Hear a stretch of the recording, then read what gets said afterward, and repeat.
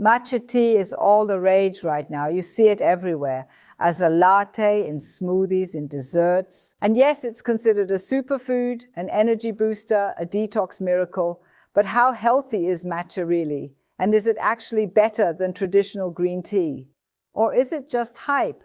Today, I'll tell you what's really in matcha and what you should pay attention to, and why I personally still prefer my good old green tea. So stay tuned. At the end, I'll also show you how I prepare my tea and why that makes all the difference for me. And my very special tip comes at the end of the video. Let's start with what makes matcha so special. Matcha is a high-quality green tea. But it's not an infusion, it's a powder made from the whole tea leaf that you simply drink along with it. And that means you don't just get the watery extract, but all the components of the leaf, including fiber, chlorophyll, and more antioxidants. Matcha is especially known for its high concentration of catechins, especially EGCG, which is epigallocatechin gallate. This compound has anti-inflammatory and antioxidant effects and protects our cells. Matcha also contains caffeine. And it's in a form that, thanks to the amino acid L-theanine, has a very gentle and focusing effect. So without the typical caffeine crash like with coffee. And that's actually true. Many people report that with matcha, they feel more awake, clearer, and more focused throughout the day, with more stamina, but without that nervousness that often comes with drinking coffee. And there are even more benefits.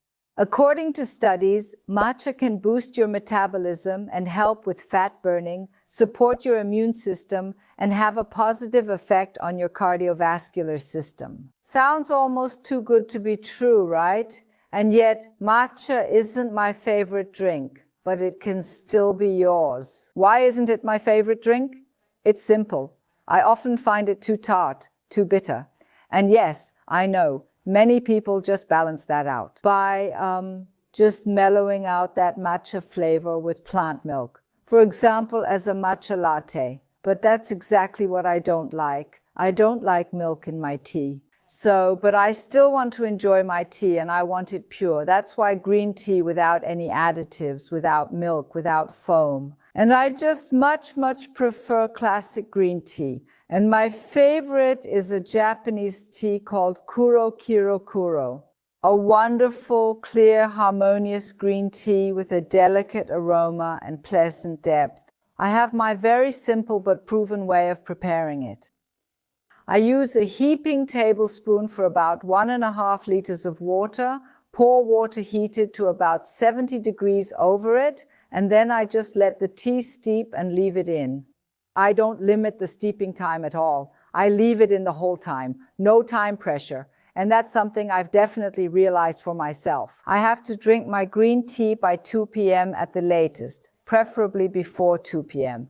Otherwise, it has a caffeine effect. Caffeine, as gentle as it is, just lingers too long, and I have a harder time falling asleep. The tea doesn't just affect your body, it also affects your central nervous system.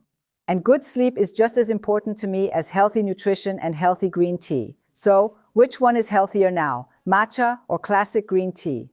The answer is both are absolutely healthy, but in different ways. Matcha contains higher concentrations of certain active ingredients because you drink the whole leaf.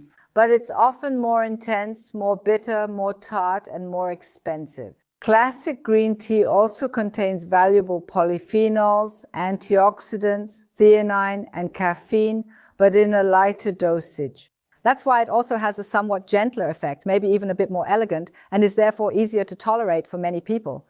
And I also find it easier to handle in everyday life. So my conclusion is, if you love matcha, that's wonderful. Always choose organic quality for all types of tea. Of course, it's best if it's from Japan, and try to mix it without sugar or artificial additives. And if you prefer it clearer, calmer, and maybe even more ritualistic, then feel free to stick with green tea and do it like I do. Enjoy it pure, mindfully, and in peace. And make your tea a daily mini ritual.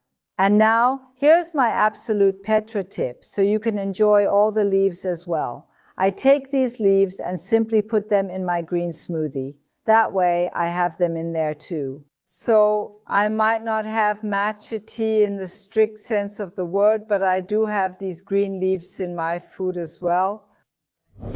Do you know someone who loves matcha or green tea?